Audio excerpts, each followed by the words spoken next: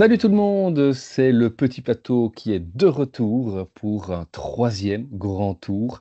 C'est passé le Tour d'Espagne, la Vuelta 2024 pour en parler. Eh bien, comme à chaque épisode, j'accueille Alexis et Damien. Salut les copains. Salut, Salut, salut salut tout le tout le monde. monde. Alors, cette Vuelta, il y a beaucoup d'inconnus, mais il y a déjà une certitude, ce ne sera pas Pogačar qui va le remporter, puisque le vainqueur du Giro et du Tour de France fait l'impasse. Il n'y aura pas de fantastique et historique triplé. Et il n'y aura pas plus non plus de Jonas Vingegaard sur cette Vuelta. Et donc, pour entrer directement dans le vif du sujet, Alexis Damien, un grand tour sans Pogačar et sans Vingegaard, et on pourrait même rajouter sans Remco Evenepoel. Est-ce que c'est un grand tour qui vous intéresse, peut-être même qui vous passionne, ou au contraire, bon, c'est un grand tour pour lequel finalement vous n'avez que peu d'intérêt en cette fin de saison? Ça va être intéressant. De toute façon, ce sera le grand tour le plus ouvert, donc ça va être intéressant. Maintenant, alors je vais être exprès un peu provocateur, mais vous préférez voir Federer contre Verdasco ou Verdasco contre Feliciano Lopez? Hein, tu préfères voir, je sais pas moi, le Barça contre Malines ou Malines KV au stand? Alors j'exagère parce que les mecs sont pas si loin, il n'y a pas 50 divisions d'écart, et c'est peut-être un sport, le vélo, où la différence ne se marque pas autant dans le spectacle. C'est-à-dire que voir jouer un Federer ou voir jouer le Barça, c'est très beau. Voir Pogacar rouler, c'est beau, hein, mais ça se marque peut-être moins que dans d'autres sports. Donc voilà, je préfère toujours quand les meilleurs sont là, mais ça peut être sympa quand même quand on a des courses où on ne connaît pas le vainqueur à l'avance. Ouais, moi voilà, je suis d'accord avec ce que tu dis. Maintenant, quand on a eu des Federer Verdasco et qu'on a vu Federer en démonstration toute l'année, moi, ça me fait quand même plaisir de voir une fois sur l'année un petit Verdasco Feliciano Lopez. Donc oui, ça me fait plaisir ce grand tour sans Pogacar, sans Vingegaard. Et comme tu dis, Romain, on peut rajouter Remco parce qu'on a quand même vu qu'il était largement au-dessus de tous les autres. Hormis les deux précités. Donc oui, ça me fait plaisir, mais parce que on a eu deux grands tours avec Pogacar et un deuxième avec Vingegaard, et parce qu'on a eu une saison où on a eu très peu de courses à suspense. Nulle part, en fait. Hein. La seule course à suspense qu'on a eue, c'est Milan-San Remo, limite. Donc oui, pour ces raisons-là, je suis content d'avoir un grand tour sur les trois, avec voilà, plus ouvert, même si il y a quand même Roglic. Hein. Roglic, on ne connaît pas encore sa force ni sa forme avec Bora. Il y a un gros collectif UAE, mais au final, on va en parler, je suppose. Il y a quelques jolis noms qui vont pouvoir même se faire la bagarre. Donc oui, c'est intéressant à suivre pour changer, on va dire. On se souvient que la saison passée, on avait dit que justement la Vuelta était un grand tour, peut-être de raccro pour certains, mais qu'au final, c'était certainement, depuis plusieurs années, le grand tour qui avait la start list la plus ouverte et donc les possibilités les plus nombreuses de voir certains coureurs s'illustrer, avec malgré tout quelques beaux noms au départ. On est loin de l'époque où Chris Horner, avec tout le respect que je lui dois, remportait un Tour d'Espagne. Ici, on a effectivement, si on met de côté finalement Pogačar, Vingegaard et donc Remco Evenepoel, bah, on a pratiquement ce qui se fait de mieux dans le peloton World Tour cette saison aussi. Et tu l'as dit, on va malgré tout avoir aussi des très gros blocs comme ce qu'on a pu voir sur le Tour de France. Et le premier, tu l'as cité, bah, c'est UAE qui sort victorieux de deux tours, hein, le Giro et le Tour de France avec l'OVNI Pogačar. Ici, bah, voilà, le Slovène n'est pas là, mais il y a encore du beau monde. Est-ce que UAE peut faire le triplé en réponse finalement à ce que Visma avait fait avec trois coureurs différents, lui par contre, mais avec ce que Visma avait fait l'année passée? Pour moi, ils peuvent clairement le faire. Hein. Damier et Almeida ont quand même montré de très belles choses et peut-être même plus que tous les autres coureurs présents sur cette Volta. Maintenant, il n'y a pas que. Hein, on va parler, je suppose qu'on va passer les noms en revue. Mais UAE sont en forme. On l'a vu encore sur la Classicoa. Ils sont en forme depuis le début de l'année. Voilà, il n'y a pas assez de superlatifs pour les décrire. Donc, ils vont partir favoris, mais il y a quand même beaucoup, beaucoup d'autres concurrents. Et une chose que j'ai quand même envie de dire, c'est que tous les astres semblent alignés, quoique, on va en parler, pour que mon Paris Foot 2024 se réalise. Hein. Je rappelle, j'avais dit Visma, pas de grand tour pour Visma en 2024. Donc si UAE vient faire le triplé comme on peut l'envisager très clairement, ben, je n'y croyais pas moi-même, mais le Paris Foot sera réalisé. Je suis assez d'accord avec ce que tu dis. J'ai juste un tout petit truc qui m'a fait tiquer, mais je pourrais même être d'accord. C'est juste, on dit ils sont favoris. Je sais quand même pas si c'est les favoris. On disait c'est un grand tour ouvert. En fait, j'ai l'impression que je peux citer 5 noms, 6 noms même, tout aussi crédibles les uns que les autres. Donc je sais pas s'ils sont favoris. Ils ont été impressionnants sur le tour, mais justement, ils étaient sur le tour. Est-ce que ça va jouer? Est-ce que ça ne va pas jouer? Ils doublent quand même. Et alors, il y en avait un qui n'a pas été très loin sur le tour, mais qui sera pas là, c'est Ayuso. L'histoire Ayuso, ça peut peut-être leur coûter aussi. Ou au contraire, ça peut peut-être les libérer. On ne connaît pas les relations internes. Oui, oui, bien sûr. On va être ravi qu'Ayuso ne soit pas là. Non, mais en fait, oui. Mais tu as raison. Quand je dis ça peut peut-être leur coûter, c'est sur le potentiel coureur. Mais vu ce qui s'est passé, je pense que c'est mieux qu'il ne soit pas là. Ça, on est d'accord, totalement d'accord là-dessus. Enfin, je sais pas, on n'est pas en interne, mais s'ils prennent cette décision-là, c'est qu'ils ont les bonnes raisons de la prendre. Voilà, après, pouvoir, ils peuvent, de toute façon, ça c'est clair, avec une équipe pareille, parce qu'on a ces deux-là. Alors, je crois pas qu'il va aller gagner son grand tour, mais je suis quand même curieux de voir Del Toro aussi, par exemple. Oui, ils ont une super belle équipe. Le faire, ils peuvent le faire. Et dans ce collectif, voilà, c'est vrai qu'a priori, en tous les cas, les deux leaders, les deux co-leaders seront Almeida et Adam Yates, en absence donc d'Ayuso. Quel est peut-être le coureur de ces deux noms que vous envisagez comme futur vainqueur, si effectivement c'était un UAE qui devait l'emporter? Est-ce qu'Almeida peut gagner, Alexis? Est-ce qu'Almeida peut gagner une grande course? Franchement, on en rigole parce que j'ai toujours dit que non, mais j'aurais jamais cru dire ça il y a encore un an. Mais pour moi, Yates et Almeida sont les deux favoris vu ce qu'on a vu cette année. Mais la marge sur les autres est beaucoup plus courte que si on avait un Pogacar ou un Vingegaard présent, ça c'est clair. Maintenant, parmi les deux, j'ai quand même envie de dire Yates, même si c'est dur à dire en fait. Hein. Mais et surtout, voilà, honnêtement, j'ai du mal à me positionner. Mais surtout, Romain ou Alexis, comment est-ce que vous les imaginez rouler? Parce que est-ce qu'ils vont partir vraiment en co-leader? On l'a vu sur, c'était quoi, la Suisse ou la Romandie, où ils ont vraiment, à la base, Almeida faisait l'équipier, et puis Almeida s'est montré tellement fort que c'était chacun son côté, quoi. Je sais pas très bien comment ils vont aborder cette Vuelta. J'imagine que ce sera déterminé par les watts à l'entraînement et par le parcours. Enfin, je sais pas. Peut-être qu'ils feront un scénario où on fait attaquer Yates ou alors on fait attaquer Almeida pour faire rouler les autres et l'autre reste dans les roues. Je suis pas sûr qu'on verra comme en Suisse Almeida rouler pour Yates parce qu'il y a de quoi faire. Mais si Almeida prend un tir après 2 étapes, là, ce sera clair. Après, la stratégie de base, moi, je les vois plus partir en co-leader quand même. Pour toi, Romain, ça correspond mieux à Yates ou à Almeida ce parcours? Parce qu'à Almeida, on sait aussi que c'est un diesel. Maintenant, il roule bien, il y a du chrono, Yates roule pas mal non plus. Hein, mais... pour beaucoup de raisons, j'aurais tendance à pointer plutôt Adam Yates. Il y a effectivement ce côté diesel qui ne réussit pas, parce que on sait qu'en Espagne, c'est pas nécessairement des longs cols, hein, c'est souvent des petites côtes bien raides, il faut être explosif en plus d'être bon grimpeur, et Almeida, alors, a montré cette saison, ce qui n'est pas montré, je trouve, jusqu'ici. On avait, rappelez-vous, en début de saison, on disait que les coureurs qui arrivent chez UAE passent toujours une étape supplémentaire, et que, voilà, en ce qui concerne Almeida, on attendait un petit peu de voir ça. Je pense qu'on l'a vu cette année-ci, mais pour moi, il reste malgré tout encore inférieur dans cet exercice à Adam Yates.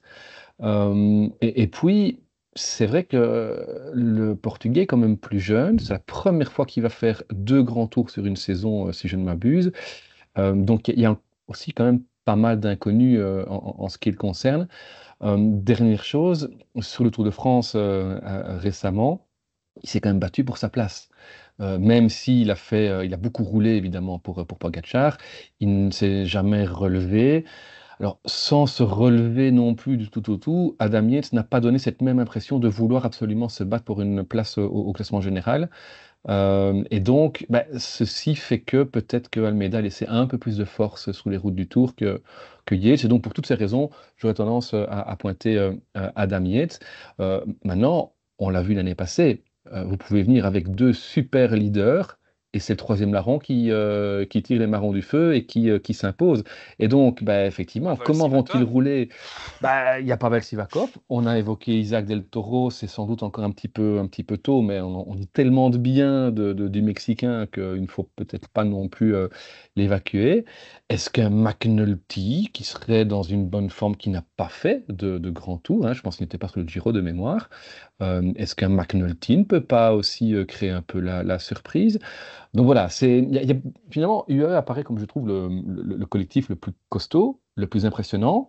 Je suis d'accord avec toi, Damien, l'absence d'Ayuso fait retomber un peu cette idée de domination. Par contre, il faut aussi peut-être retomber un peu plus de pression sur les épaules d'Almeida et de Yates. Euh, donc ce sera à voir parce qu'il reste quand même beaucoup d'inconnus pour l'équipe émirati. Pour conclure, je suis assez d'accord sur le. T'as bien pointé du doigt le parcours de la Volta qui correspond quand même beaucoup mieux à Yates voire à un Del Toro en fait, qu'à un Almeida. Donc ça va être intéressant à suivre. Ouais, ouais. Après, voilà, il n'y a pas que UAE. Et l'autre gros bloc qu'on va regarder forcément depuis 2 ans, même 3 ans, on ne regarde plus que ces deux équipes-là dans un premier temps. Ben, c'est l'équipe Visma.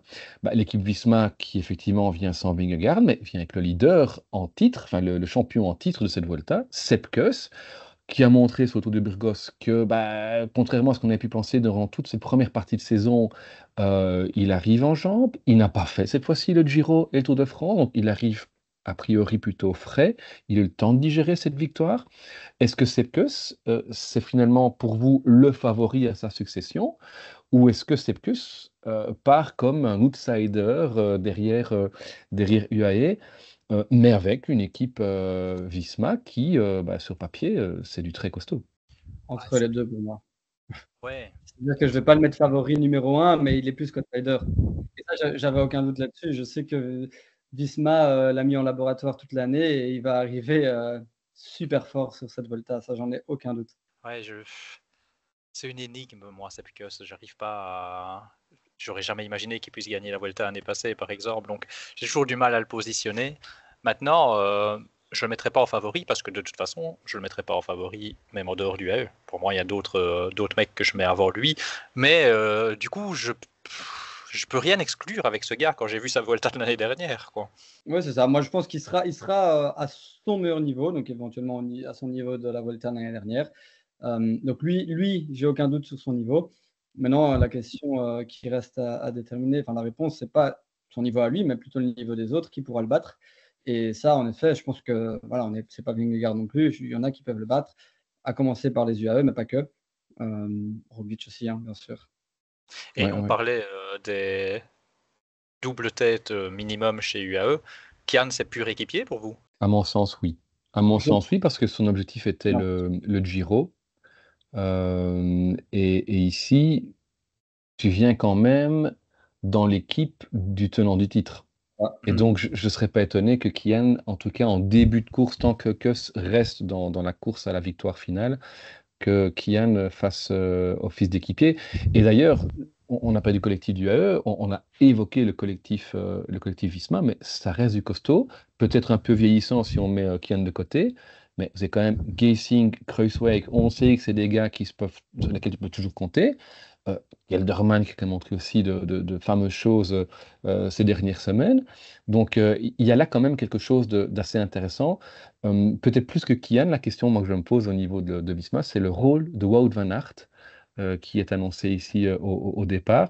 Si on rajoute un Ben Tullet, par exemple, dans l'équipe, est-ce qu'on a besoin d'un Wout van Aert qui va travailler en montagne pour Kuss? Je suis pas sûr. Mais qu'est-ce que Wout van Aert va aller faire après sur ce Tour d'Espagne? On avait évoqué sa présence au Tour de France pour pouvoir prendre des minutes dans les jambes avant la course des JO. Ici, il vient quoi? Il vient préparer son championnat du monde? Exactement pour moi. Je pense que, en tout cas, dans la tête de Van Aert, cette Volta sert à deux choses, préparer les mondiaux qui sont mieux que les dernières années et gagner un World Tour enfin après 500 jours. Maintenant, c'est très probable que Visma, à un moment donné, lui demande de rouler pour cette puce. Ça, il faut quand même bien s'en rendre compte, même si en haute montagne, je ne pense pas que ce sera le cas parce qu'il y a de quoi faire, mais dans la vallée ou autre, je pense qu'il devra quand même être mis à contribution de temps en temps. C'est pas incompatible en fait.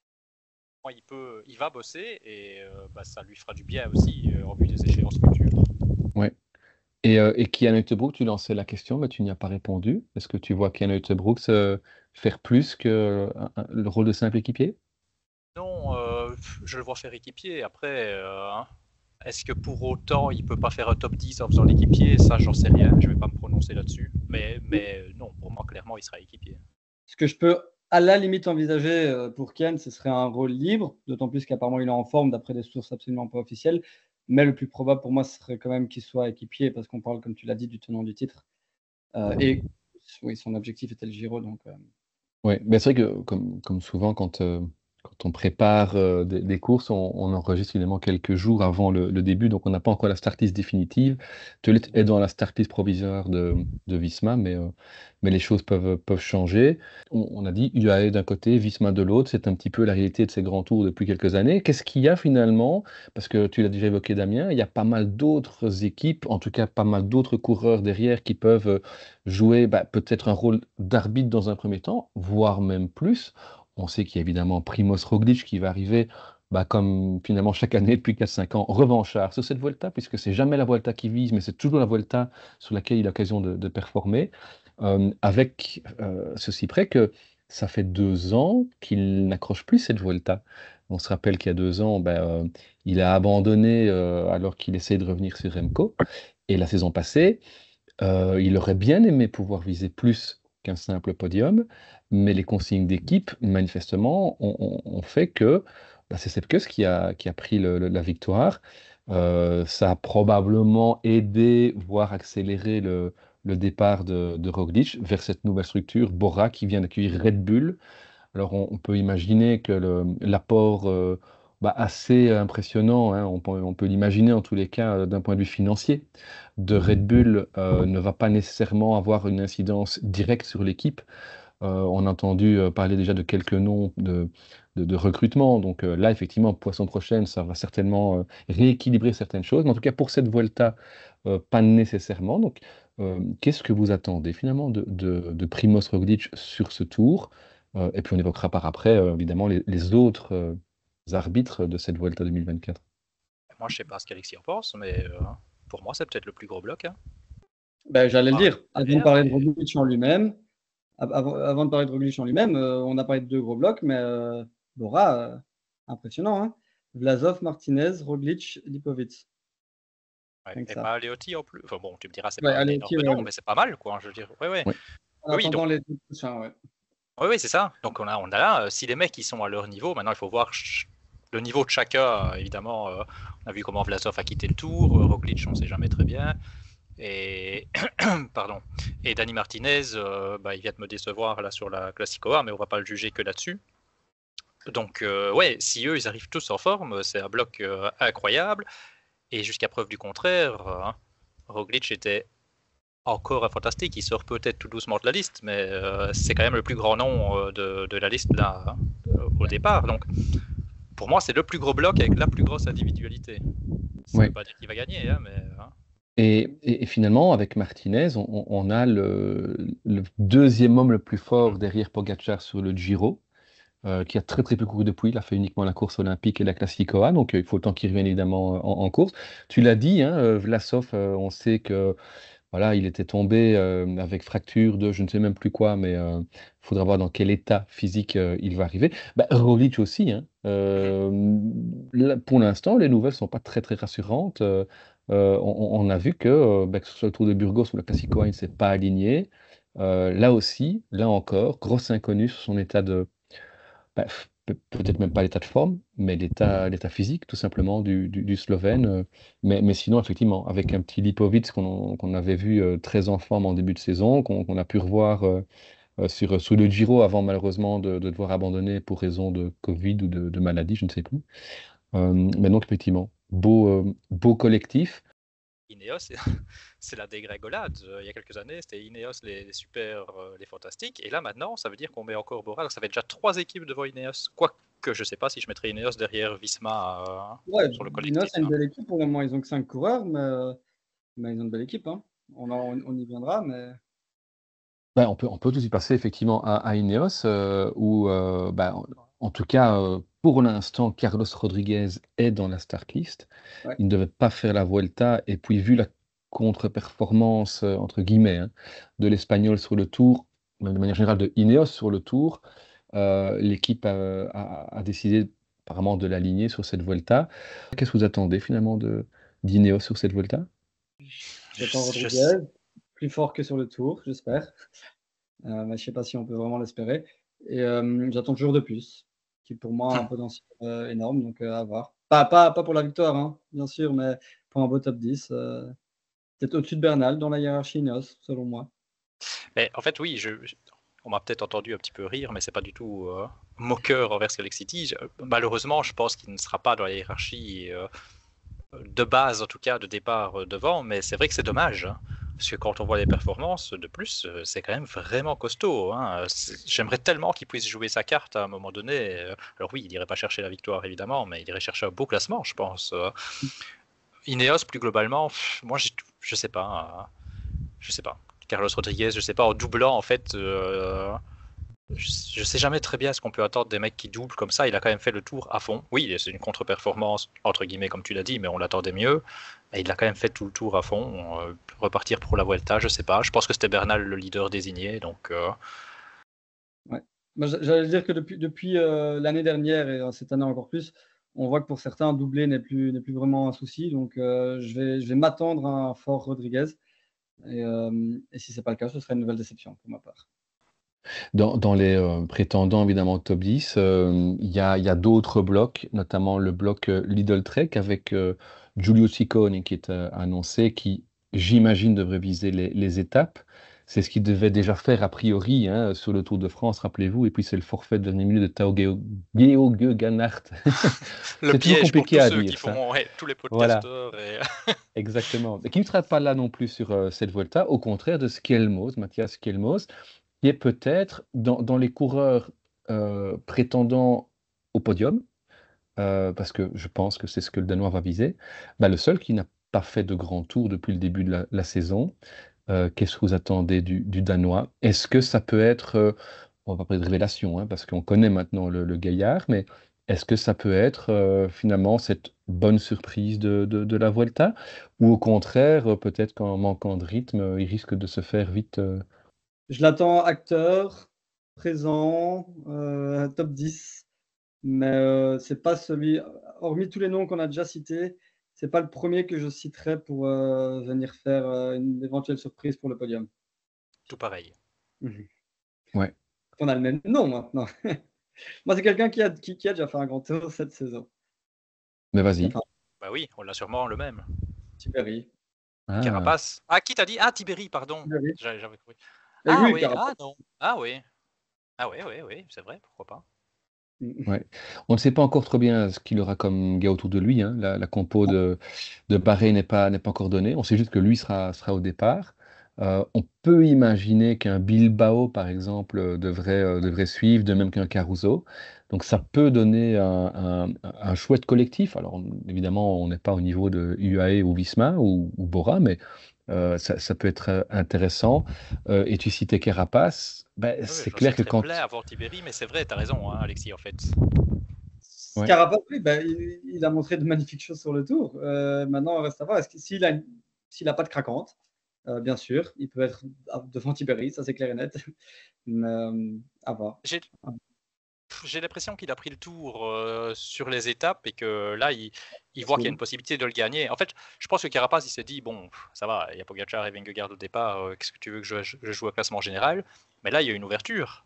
Il y a tellement de personnes qui est large au-dessus qu'il peut aller rechercher un nouveau grand tour. Donc, j'ai envie de croire qu'il peut jouer le classement et qu'il peut le faire. Bon. C'est vrai que c'est quelqu'un qui, avec le temps, on a tendance un petit peu à le faire reculer dans la hiérarchie. Et c'est ce que je voulais te dire à propos de Roglic aussi. Tu dis, il n'y a que personne de large au-dessus. Et c'est vrai que Roglic, on ne le met plus dans ces coureurs larges au-dessus, mais le meilleur des Roglic devrait gagner cette Vuelta assez facilement. Maintenant, comme on n'a peut-être plus le meilleur des Roglic et qu'on peut encore envisager avoir le meilleur Carapace vu ce qu'on a vu sur le tour, ben, en effet, Carapace, s'il n'a pas de craquante, s'il est à 100%, peut venir jouer la victoire.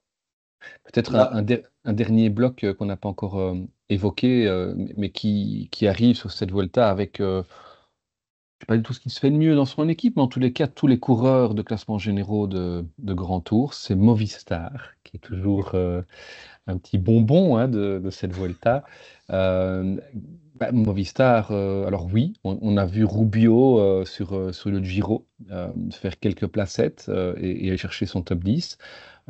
Tu viens d'évoquer pour Carapaz les chronos. Bah, Rubio est le premier concerné aussi par ses pertes de temps dans les chronos.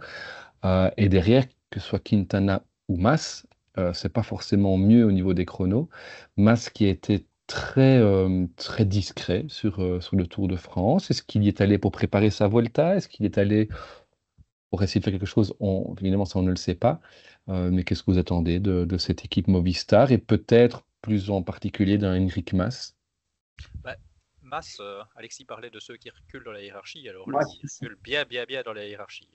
Moi, je n'entends pas grand-chose, et c'est pas que son tour, parce que son tour, ça reflète pas son niveau, évidemment. Hein.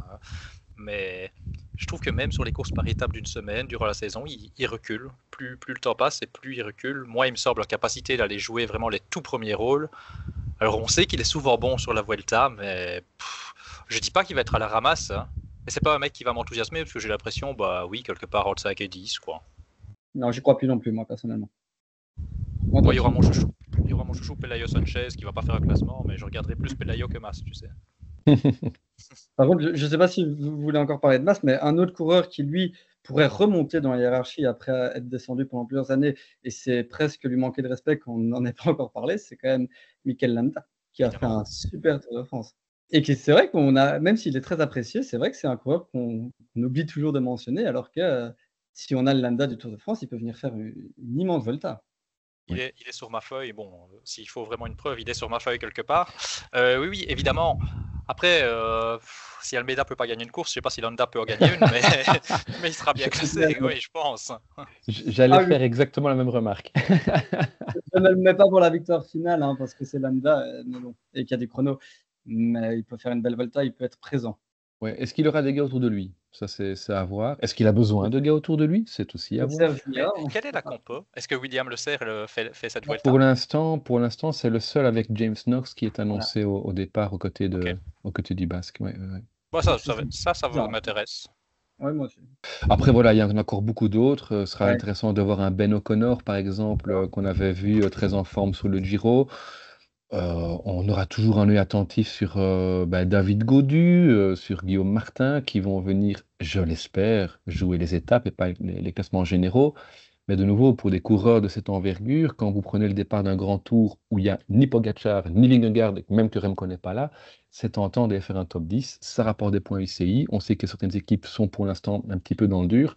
Donc voilà, il y a encore beaucoup d'inconnus évidemment à cet égard. Si on revient un peu peut-être sur un focus un peu plutôt belge, on évoquait le cas de Kian Uijtdebroeks.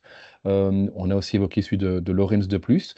On n'a pas encore évoqué la nouvelle petite pépite en montagne, en tous les cas, de chez Lotto Destiny, Lennart Van Eetvelt, très en vue sur la Classicoa. On rappelle que Lennart Van Eetvelt avait remporté l'UAE Tour en début de saison, avant malheureusement de devoir s'interrompre plusieurs mois pour un problème de genou. Là, il revient à la compétition, tout de suite montre de belles choses, et il sera entouré quand même de chouettes gars. Manifestement, Maxime Van Gils n'est plus dans la présélection pour cette Vuelta, mais il y aura quand même des Harm Van Hoek, des Sylvain Moniquet, des mecs qui peuvent l'accompagner en montagne. Qu'est-ce que vous attendez donc de Lennart Van Eetvelt sur cette Vuelta? Est-ce que vous avez d'abord envie qu'il joue un classement général pour se tester, ou est-ce que vous l'imaginez plutôt jouer les étapes? Je suis hyper partagé, en fait. Mais je vous avais prévu un petit jeu où je vais vous demander s'ils font top 10, il y a une étape, etc. Et ça aurait été un de mes premiers noms. Sauf que vous ne pourrez pas argumenter et que là, il faut argumenter sur les nerds. Donc on va le mettre à part. Je crois que je préfère le voir faire une carapace comme sur le Tour de cette année. Pour cette année-ci. Même si je serais très curieux de voir comment il peut tenir sur 3 semaines. C'est pour ça que je suis partagé quand même. J'ai pas une énorme préférence, mais j'aurais peur que ça le bloque trop dans des victoires d'étape, etc. S'il joue au classement. J'aimerais le voir éclabousser de sa classe, partir souvent à l'offensive. Pourquoi pas un maillot de meilleur grimpeur, vraiment animer la Vuelta, quoi. Je serais ravi avec les deux, moi, honnêtement. Après, peut-être une petite préférence pour les étapes, parce qu'il y a quand même quelques étapes avec des enchaînements de col qui pourraient lui faire mal. Mais de manière générale, et je vais un petit peu me contredire, mais de manière générale, la Volta est justement le genre de contour qui lui convient, je pense, un petit peu mieux, avec beaucoup de courses de côte, des cols un peu plus explosifs, un peu moins longs, moins d'enchaînement. Donc, je pense que ça peut être très intéressant de le voir sur 3 semaines sur ce genre de parcours. Mais il y aura quand même quelques étapes assez pièges pour lui. Donc, le risque de défaillance. Et donc, je serais tout le temps ravi de le voir viser les étapes qui lui conviennent. Et moi, j'ai une question pour vous sur Van Etvelt. J'écoutais le coup tordu, coucou aux copains du coup tordu, et Vincent place Van Etvelt comme un des mecs donc à venir, hein, les plus proches derrière les GOAT, derrière Pogacar, Vingegaard, etc. Vincent croit énormément en Van Etvelt et dit que s'il y a bien un gars qui peut venir là monter dans la hiérarchie et venir tout près de ces gars-là, être le meilleur derrière ces gars-là, ça pourrait être Van Etvelt. Vous y croyez à ça? J'aurais du mal à me projeter à ce niveau-là. Ouais, j'arriverai pas à dire oui, mais après, j'avoue que je connais pas assez le potentiel du gamin et je pense qu'il est assez grand, donc pourquoi pas. Disons que il faudra voir ce que ça donne sur 3 semaines, ça on ne le sait pas du tout. Mais c'est vrai que sur une course d'une semaine comme l'UAE Tour, Ouais, on a vu qu'il pouvait être présent, qu'il pouvait répondre, et qu'il reste très, très jeune. Donc, s'il continue à progresser comme ça, est-ce qu'on pourrait retrouver un Van Etvelt, dans un petit ventre mou avec, des Almeida, des Adam Yates, des Landa, pour les comparer en termes de niveau? peut-être. Pourquoi pas? En tout cas, j'ai l'impression que c'est peut-être le meilleur grimpeur qu'on ait depuis le regretté Björn Lambrecht, en Belgique. On a beaucoup évoqué Kenneth Brooks sur les longs cols qui lui conviennent bien. J'ai l'impression que Lennart Van Etvelt est encore un peu plus pur grimpeur que lui, dans la mesure où, peu importe que ce soit des longs cols, des courts cols, des côtes, il s'en sort assez bien partout dès que la route s'élève. Donc, voilà. Après, je suis très curieux, de Van Etvelt. J'aime beaucoup le coureur. Euh, et je trouve que tant qu'il reste dans cette équipe Lotto Destiny, il n'a pas la pression, et il ne peut faire que grandir. Donc, j'ai pas vraiment d'attente spécifique, mais je suis très très très curieux effectivement de voir où il va aller. De là, effectivement, à le mettre, juste en dessous des Pogacar, Vingegaard, ça non, j'ai pas l'impression. Après, est-ce qu'il peut faire une Tibéri ou un truc comme ça?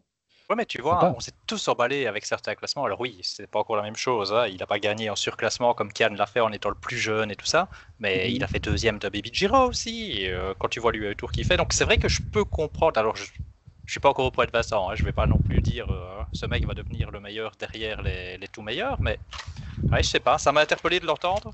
D'autant plus que ça vient pas de la bouche d'un Belge où on pourrait se dire ouais, mais c'est parce que c'est un Belge, etc. Donc je pense que Vincent, c'est quelqu'un qui le dit vraiment en toute objectivité. Bon, après, ce n'est qu'un avis parmi d'autres, hein, mais voilà, ça m'a un peu interpellé. Ouais, ouais. Ok, ben voilà, en tout cas, toute une série de coureurs qu'on suivra évidemment sur cette Vuelta. Il y en aura évidemment beaucoup d'autres. On va pas repasser en revue tous les coureurs, annoncés. Par contre, pour terminer ce numéro sur la Vuelta, Damien, tu nous as concocté un petit jeu, ou en tout cas un petit questionnaire, dont tu as le secret.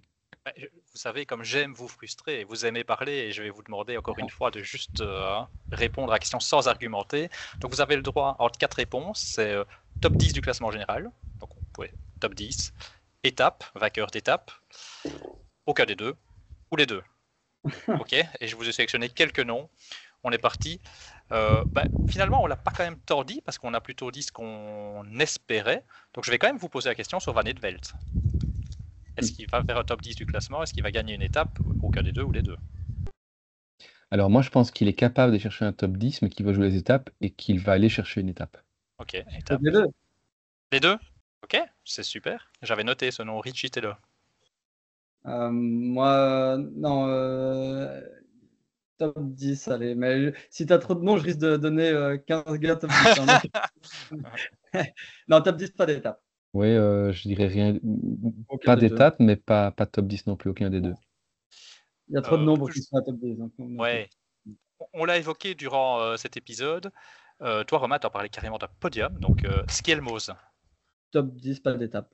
Pas d'étape non plus, mais je le vois effectivement dans le top 10, sans trop de problèmes. Ok.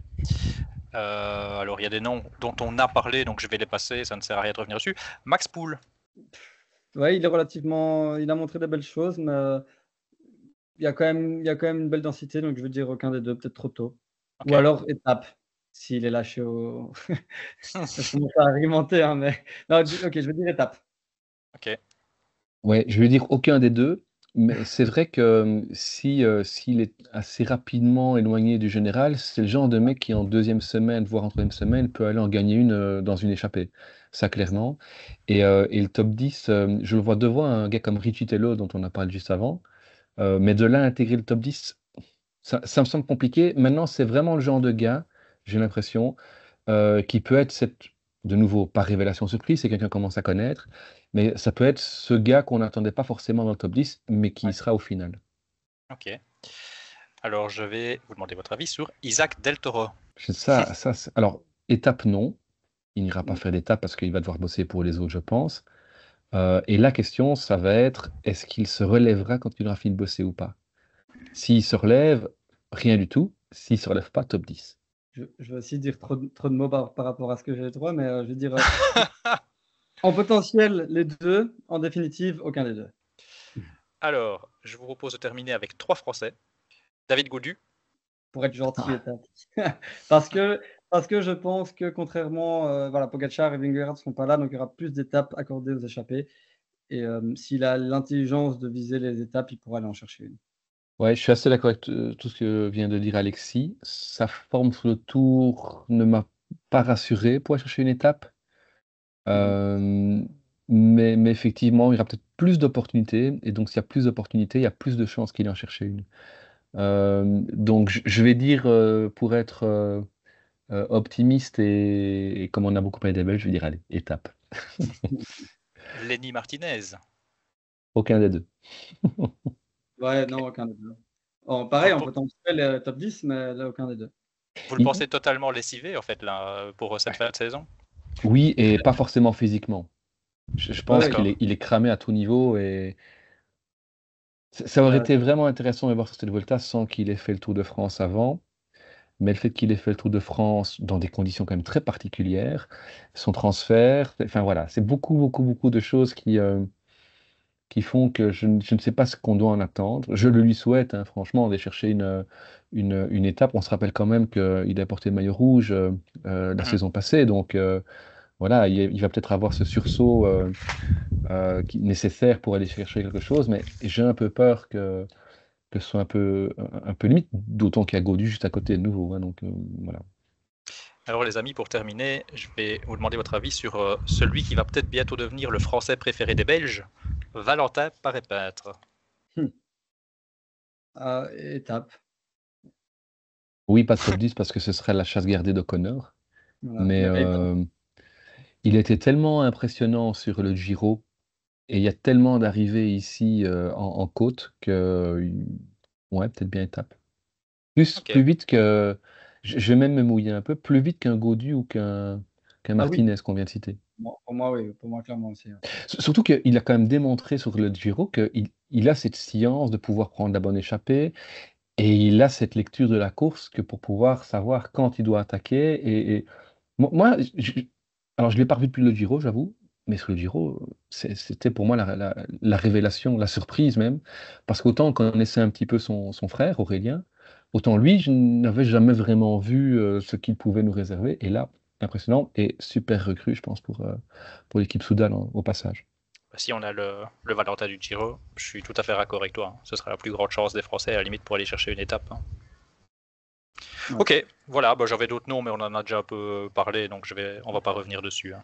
En tous les cas, beaucoup de beau monde, malgré tout, malgré l'absence des fantastiques, beaucoup de beau monde au départ de cette Vuelta, avec le tenant du titre, Sepp Kuss, qui va tenter de doubler. Mais il y a beaucoup d'autres gars derrière capables d'aller chercher cette victoire. On verra. En tous les cas, Alexis, Damien, merci d'avoir pris un petit peu de temps durant vos vacances, hein, on le rappelle, pour faire ce numéro. Et on se retrouvera assez rapidement après la Vuelta pour débriefer un peu tout ça et pour évoquer déjà la suite et la fin de saison avec notamment les mondiaux de Zurich. Ça sera pour très bientôt. Allez, ciao Allez, tout le salut! monde! Ciao, Salut tout le ciao. monde!